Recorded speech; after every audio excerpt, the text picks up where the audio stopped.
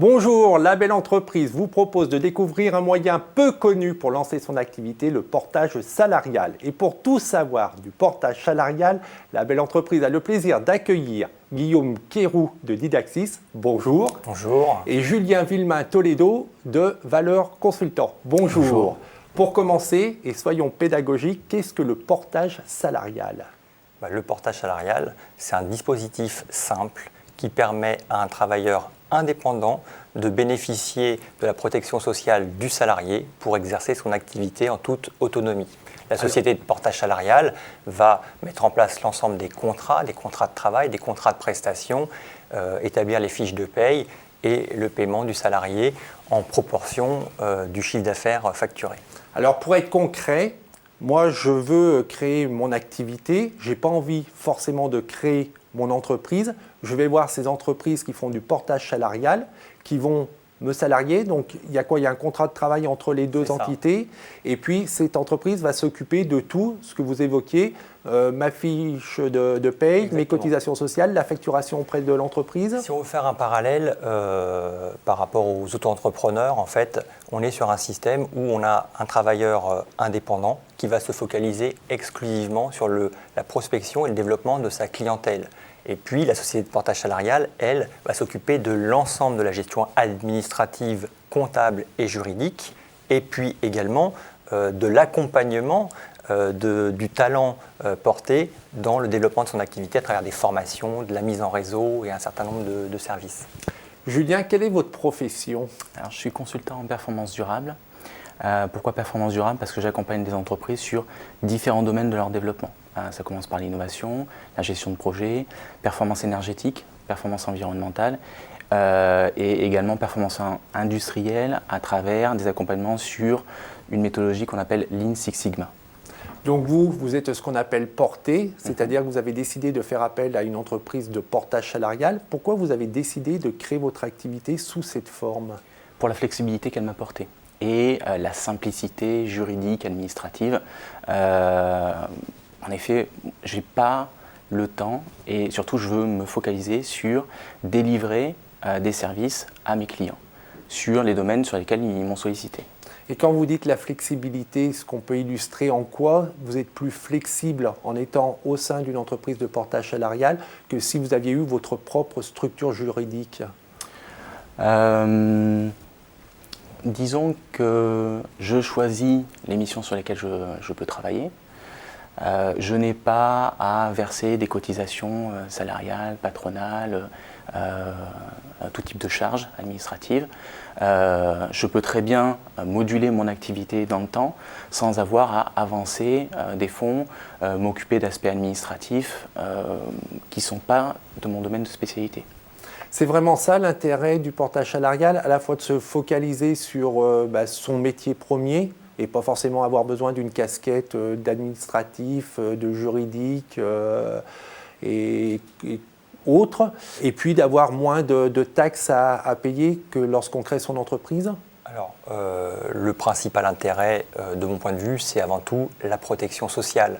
C'est-à-dire, effectivement, on va avoir un travailleur indépendant, autonome, qui va bénéficier de la protection sociale du salarié et dans les cas où c'est possible, de la protection sociale d'un cadre en entreprise. Donc, c'est une protection qui est quand même bien nettement supérieure à celle de l'indépendant. Ensuite, le deuxième intérêt, c'est qu'on a une véritable passerelle vers la création d'activités. C'est-à-dire qu'on a dans le portage salarial un certain nombre de profils, des jeunes diplômés qui ont du mal effectivement à trouver un premier employeur, des seniors qui ont des difficultés vis-à-vis de l'emploi. Et donc le portage salarial représente une véritable passerelle vers l'entreprise pour réaliser des missions en toute autonomie. Et vis-à-vis de l'indépendant, effectivement, comme le disait Julien, la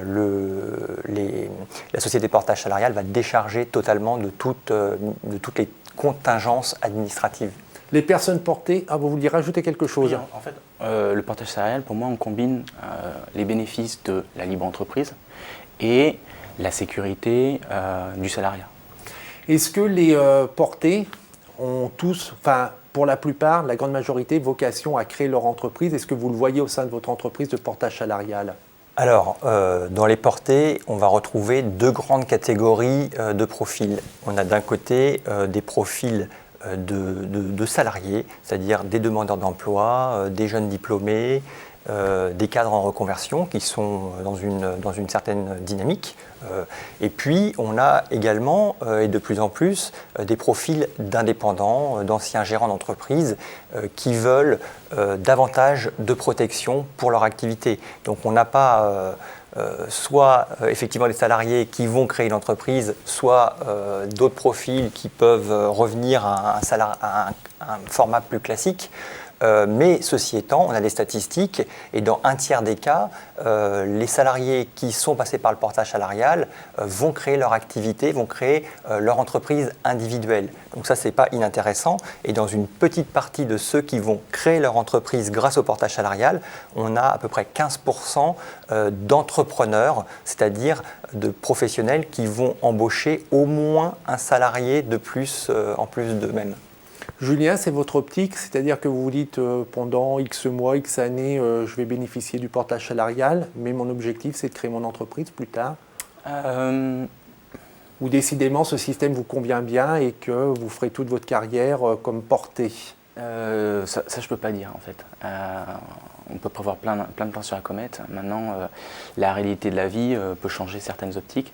C'est vrai que le gros avantage, c'est que ça permet de tester déjà son activité, de consolider un portefeuille de clients potentiels, et puis après de se dire, là, je suis vraiment sous l'eau parce que j'ai trop de missions, il y a peut-être une opportunité à développer mon activité en créant une structure juridique qui me permette à mon tour d'embaucher et de faire monter en puissance d'autres consultants et développer une multinationale.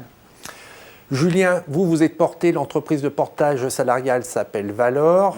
Guillaume Quéroux, vous êtes à la tête d'une entreprise qui fait du portage salarial qui s'appelle Didaxis. Comment, au-delà de ces deux marques qui sont certainement les deux meilleures, au-delà de ça, c'est un petit clin d'œil, comment on choisit l'entreprise avec qui on va monter ce partenariat et qui sera son portage salarial, chez qui on sera porté. Julien, comment vous avez choisi votre entreprise ? J'ai fait tout simplement une recherche sur Internet. J'ai contacté également d'anciens collègues dont je savais qu'ils étaient en portage salarial.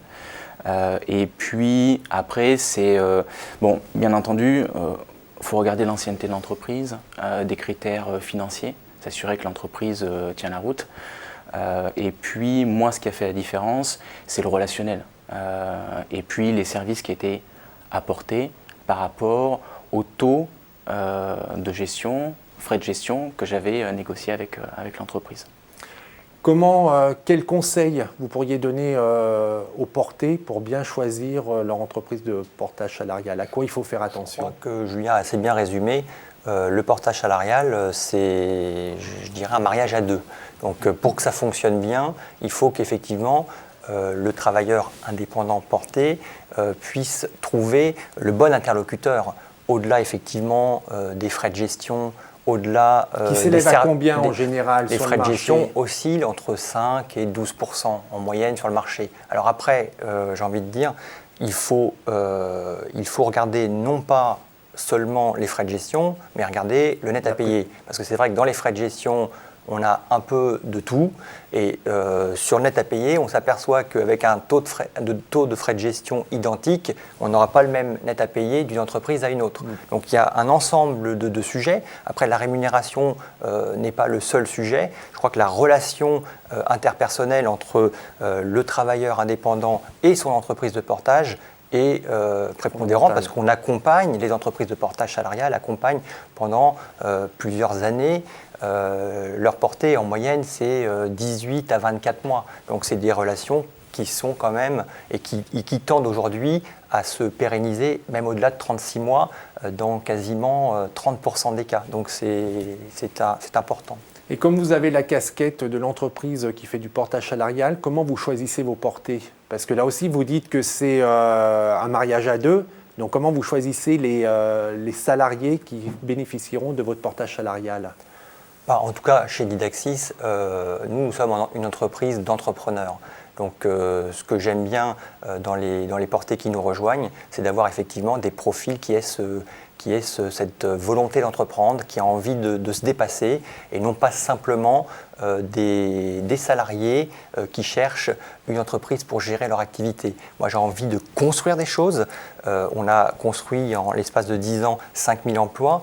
J'aimerais, avec les portées qui nous rejoignent, pouvoir aller bien au-delà dans les 5 prochaines années, sachant que le marché est à un tournant et qu'on a bien compris que l'économie avait changé, que le marché du travail doit se réformer, et je pense sincèrement que le portage salarial est cette troisième voie qui va permettre aujourd'hui à plusieurs centaines de milliers de Français de pouvoir accéder à l'emploi, et ça je pense que le ministre du Travail doit pouvoir renforcer l'ouverture de ce dispositif à tous ces Français. On a un retard de près d'1 million de salariés sous ce format-là par rapport à nos voisins européens. C'est dire que les 50 000 portées actuelles en France ont des perspectives très importantes de faire croître leur activité. C'est-à-dire qu'aujourd'hui, il n'y a que 50 000 personnes qui bénéficient du portage en France, alors qu'il y a d'autres pays où ils sont déjà à 1 million, c'est ça? Ils sont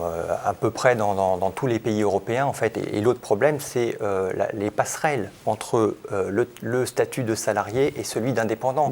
On a un retard en France, on est à 10% de la population active qui est indépendante. Dans tous les pays européens, on est à 15%. Donc vous voyez, c'est ce million d'emplois qu'on peut créer par cette passerelle-là. En fait, ce n'est pas une fin en soi, mais c'est un tremplin. C'est cette troisième voie que les pouvoirs publics n'ont pas complètement saisie. Tout à fait. Si je peux rajouter, en fait, ça apporte la flexibilité du travail que le Code du travail n'apporte pas actuellement. Des entreprises ont la possibilité de travailler plus souplement avec des travailleurs en portage salarial.